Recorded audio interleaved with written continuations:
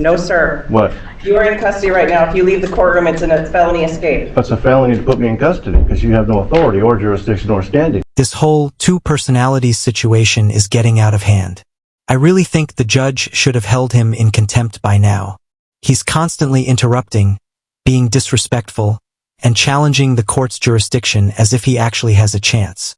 The moment he said he doesn't even identify with his own name, that should have been enough. You can't walk into a courtroom and act like this while expecting the law to bend for you. What do you think? Should the judge have taken stronger action? Or is this just one of those cases you sit back and watch? Okay, so you failed to appear for court multiple times in this case. Your Honor, just for the record, the named defendant is actual property, a registered trade name. And the case has also been certified as a fraud. I have court certified documents to prove that. That should be on the record. And that's the reason why it was certified to be a fraud, because the plaintiff is a foreign-owned private corporation, of which I have no contract with, and neither does the registered trade name. And the registered trade name has been used without authorization and permission, and there's an act of identity theft, and that's probably one of the reasons also why the state has acquiesced that both cases are a fraud. Let me add one more piece of information. I am a foreign sovereign with respect to the privately owned foreign corporation known as the state of Washington. Yes, on the 303 matter, Mr. Haywood was sentenced to serve 4 days in jail. He failed to report to the jail on June 29, 2020. June 29, 2023, and we're asking him to be taken into custody to serve that time. No objection, Your Honor. I actually contacted the jail to make special arrangements to deliver the defendant with the special arrangements to not damage the paper, and the jail refused. So I attempted to deliver the defendant, and objection, the state has no standing as they are representing a privately owned foreign corporation, and the prosecutor is not licensed to practice law. Okay, so I think it's the 303 that he was convicted and ordered to do jail, and you believe that he didn't comply with jail because there's a docket entry that said defendant complied with jail. Maybe that was an error. That was probably my attempt to deliver the defendant to the jail, but they refused. And just to clarify, the defendant only exists on paper, just as the plaintiff only exists on paper. The jail refused the paper, and here we are today. And the state still hasn't proven standing yet, by the way, as well. So, Mr. Haywood, it doesn't look like you did the sentence on the 303 matter, and so I am going to quash the warrant. However, I am going to have you serve that time. Okay, well, I'll deliver the paperwork to the jail. That's fine. I tried to once before, but they refused it. And just to clarify, I'm not the defendant. There is nothing on there, nor is there any testimony from anybody as first-hand witnesses under penalty of perjury that I am the defendant. And I've uploaded plenty of documentation to prove I'm not the actual defendant. That is a registered trade name, matter of public record, and registered with the state. So if you want me to serve some jail time, then we're going to need to change who the defendant is, because I'm not the defendant.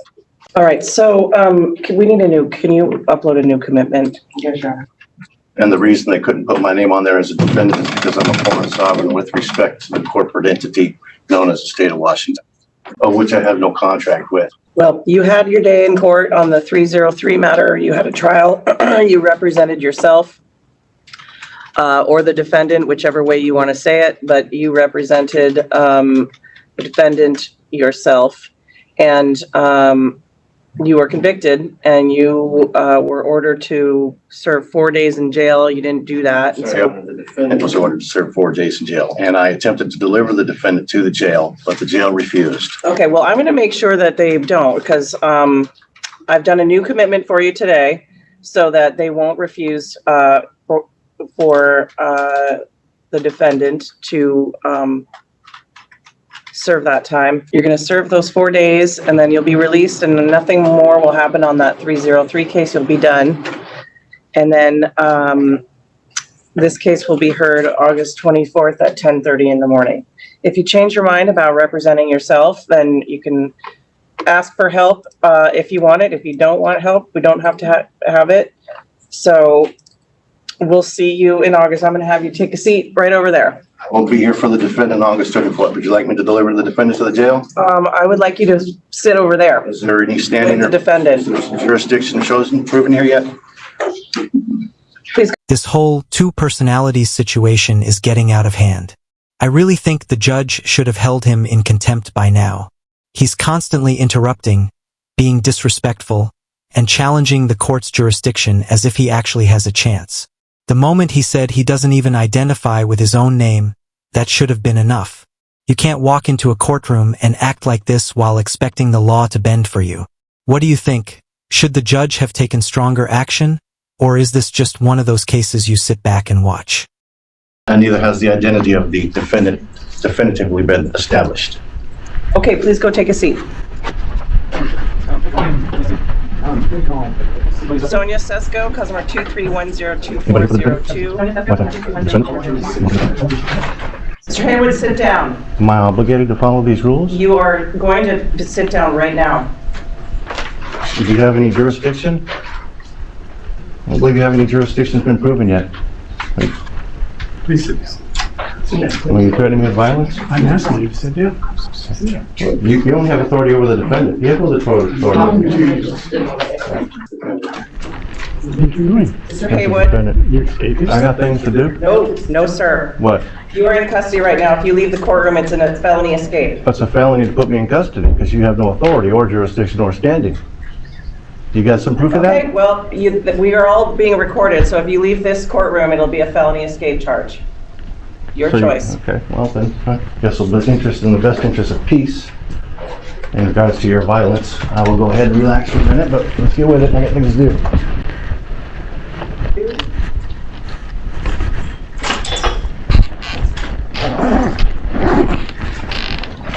Got it?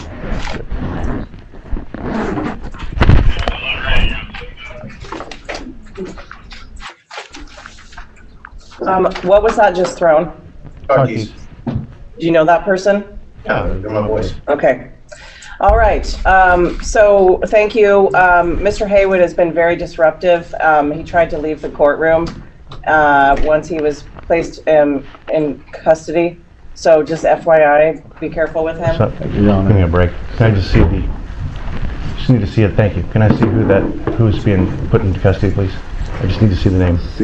I just need to see the name of the person. Okay, that's not me, that's the problem here. Our Sanborn's matter, we're here today on That's not me. the issue. The name is saying it, but that's my registered trade name. I got all that documentation right here. Okay, good. We're going to take care of this. Okay. Yeah. Well, this is the defendant technically. If you want that, I can go with you, put everything private. Hold on 1 second. Well, that's taken care of. We can figure things and get the right name. Did she file a notice of appearance? I will make sure that she does, Your Honor. Okay. Yeah, sorry, I haven't had enough coffee yet today. So yeah, no, you've got Ms. Bradshaw, so that's All right, it was only a matter of time before they took him into custody.